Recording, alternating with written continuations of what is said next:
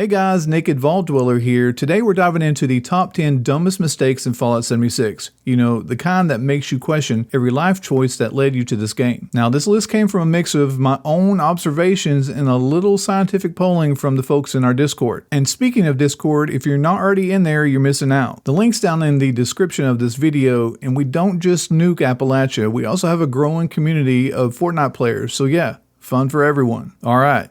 Grab your stim packs, brace for regret. Here are the 10 most resented, rage-inducing, head-slapping mistakes in Fallout 76 right now. Starting us off with number 10, do not nuke someone's camp. We all know that player. Logs in every day, nose to the grind, crafting an absolute masterpiece for everyone in Appalachia to admire. Then, out of nowhere, boom, someone decides to drop a nuke right on it. Whether it's an accident or just chaos energy, everything that they built has turned into a glowing crater. And if they've got any tame pets, yeah, they're barbecue now too. Sure, you can dodge it by watching the map when a nuke drops and moving your camp, but not everyone catches that little flashing triangle of doom in time. So if you're looking to make friends out here, maybe start by saying hello, not by turning their architectural pride and joy into modern art. Number 9, timing your nuke launches. And while we're on the subject of dropping nukes, let's talk timing. Some players will run the entire silo, fight through robots, burn through stim packs, and then, right as a major event is kicking off, boom, they launch. Suddenly, everyone's torn between Fashnak and Ground Zero. You can almost hear the collective groan echo through Appalachia as half the server tries to do both, and some end up doing neither. Look, we get it. The silo's a grind. But before you press the big red button, maybe just check your map first. Make sure that Faznak or some other hourly event is not already rolling. Otherwise, congratulations, you just created the great Fallout 76 custody battle. Who gets the players? Number 8, starting events before anyone shows up. Okay, here's a scenario, and this could be any event. It's the top of the hour, Faznak just popped. You sprint to Helvetia like your life depends on it. You get there, and it's a ghost town. What do? You wait, right? Apparently not, because some folks just can't help themselves. They kick off the event solo before anyone else has a chance to load in. And it's not just Fajnak, it's alien invaders, radiation rumble, eviction notice, you name it. Look, if you're first on the site, take a breath, stretch, drink some purified water, do a little emo dance if you have to. Just hold off a second and let the reinforcements roll in so the event doesn't turn into a one-person panic attack. Number 7, and this is the Naked Vault Dweller's biggest pet peeve, the Impostor sheep squatch event. And yes, this one is my own personal nightmare to kick off. Here's how it goes. A player lands, kicks it off, and the server sends that big shiny system-wide alert, and suddenly the whole map stampedes towards it. But here's the part that grinds my gears. Once it's triggered, somebody still has to use the computer in the cabin to actually start the event. And every single time some random strolls in, smacks that terminal like it owes them caps, and forces everyone into fight or flight mode, usually flight. And the best part, it's almost never the person who paid for the recall card to launch the thing in the first place. So if you see the event, the Impostor sheep squatch, pop up, just chill, pick a good spot, grab some cover, and wait for the initiator to start the event. Otherwise, congratulations, you just became the real imposter. Number 6, the tunnel trolls of Radiation Rumble. Since we're already talking hot topic events, let's hit a big one, Radiation Rumble. There's nothing that will make players lose their minds faster than one guy camped in the tunnels vaporizing everything before it even makes it up to the hallway. And I'll admit it,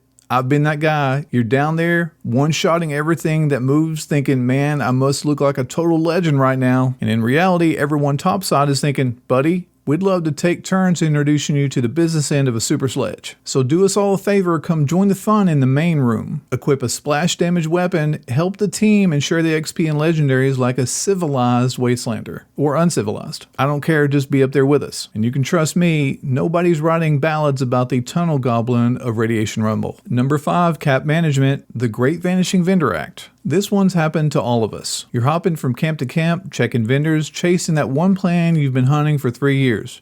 And there it is. You start spending those hard-earned caps, snag 1 or 2 of the items, and then bam, the camp disappears like it never existed. And you're left standing there staring at the map like, I just got ghosted by a vending machine. Now sure, sometimes the players just log off. But let's be real. Most of the time, they hit the 40k cap limit and yank their camp faster than a Mothman sighting. And we get it. You don't want to lose caps on a high value item. But if you got your vendor set up, be ready to sell without making the customer feel like they just tried to shop at a Mirage. Remember folks, caps come and they go, but your reputation as the disappearing vendor sticks around longer than a mirelurk in a mud path. And a lot of you know this one too. Number 4, make me an offer. You finish an event, everyone's hanging around, and suddenly boom, trade emojis everywhere. A player walks up, initiates a trade, and you spot it, that one plan you've been chasing all day. You throw out an offer, maybe some caps, maybe some rare mod, and what happens? Trade ends. Poof. They fast travel away like you just proposed marriage. Or even better, you join a team, chat with somebody, and they mention they're trying to unload an item you actually want. You ask, cool, what will you take for it? And they hit you with the legendary words, I don't know.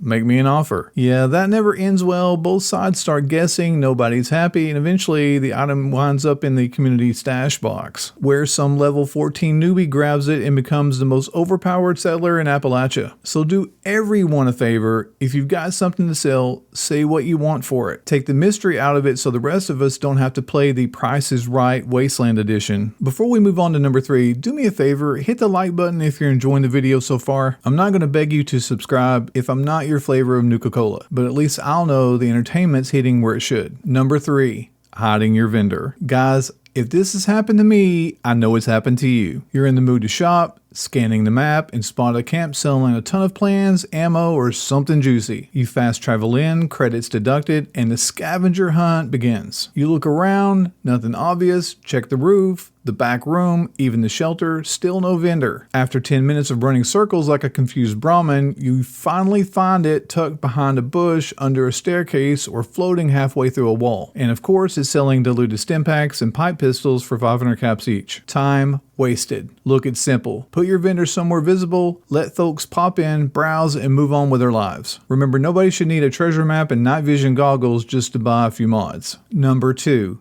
Hitting the bong and every other background noise possible. This might come as a surprise to some people, but I love meeting new players. I'll jump on a team, toss out a hey, how's it going, and hope somebody bites. Usually silence. But every now and then, the Fallout gods smile down and boom, somebody actually talks back and we're instant pals. Did we just become best friends? But then there are those teams, the ones where the player's mic is wide open, broadcasting their entire personal life to Appalachia. One guy's got a box fan roaring like a vertibird, another's getting yelled at because the dishes didn't get done. And let's not forget the unforgettable moment when Cheech and Chong logged on to spread the love mid-event. And buddy, I could smell the secondhand high through my headset. It's simple. Swap the mic to push to talk and spare the rest of us your domestic drama and incense cloud. Trust me, we're trying to clear the scorched, not your living room. And number 1, AFKing events. And based upon all my research and all my study and all my talks, this is the number 1 pet peeve in all of Fallout 76. And you know exactly what I'm talking about. The player who joins an event and then immediately goes comatose. While everyone else is sprinting, shooting, and saving the wasteland, this legend is parked in the corner with a brick of nickels on their keyboard, racking up rewards like they just invented effort. They're not helping, they're outside grilling steaks, mowing the lawn, or shaving their back hair while you're in there fighting for your life. And the best part, when it's all over, they walk away with the same loot you earned through actual sweat and bullets. Now, there's never going to be a perfect way to fix it, but let's just say if a glowing cloud happens to form over their AFK zone someday, well, things in Appalachia have a funny way of balancing themselves out. So yeah, if you need a little satisfaction, just replay this list of the 10 dumbest mistakes in Fallout 76 and remind yourself